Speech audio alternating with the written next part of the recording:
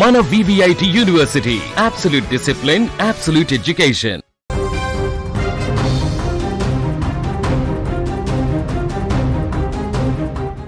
గంటలు రోజులు వారాలుగా మారుతున్నాయి. కానీ చిన్నారి జ్ఞానేశ్వరి ఆచూకీ మాత్రం దొరకడం లేదు.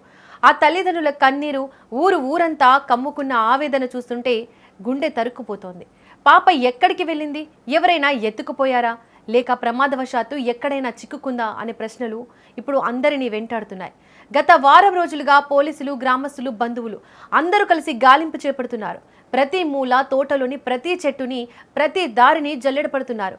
అయినా చిన్నారి జాడ ఒక్క అడుగు కూడా ముందుకు పడడం లేదు. దీంతో పోలీసులు సరికొత్తగా టెక్నాలజీని నమ్ముకున్నారు. ఇందులో భాగంగానే పెంపుడు కుక్కను రంగంలోకి దించారు. కుక్కకు అత్యాధునిక GPS ట్రాకర్ను అమర్చి తోటల్లోకి వదిలారు. కుక్క ఏ దారిలో వెళ్తే ఆ దారిలో చిన్నారి ఆనవాళ్లు దొరుకుతాయని అంతా ఆశపడ్డారు.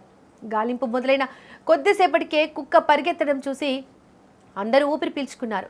సమీపంలోని తోటలు, ప్రధాన రహదారిలో కుక్క వేగంగా కదిలింది.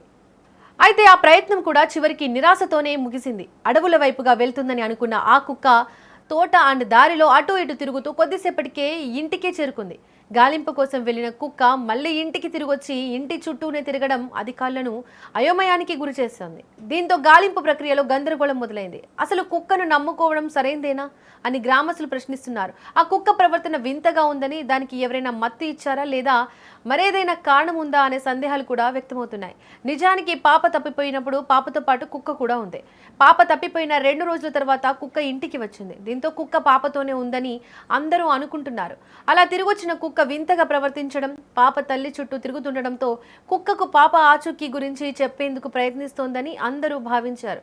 కానీ ఇప్పుడు కుక్కకు ట్రాకర్ పెట్టినప్పటికీ అది పాప జాడను పట్టించడంలో ఎలాంటి సహాయం చేయలేకపోయింది.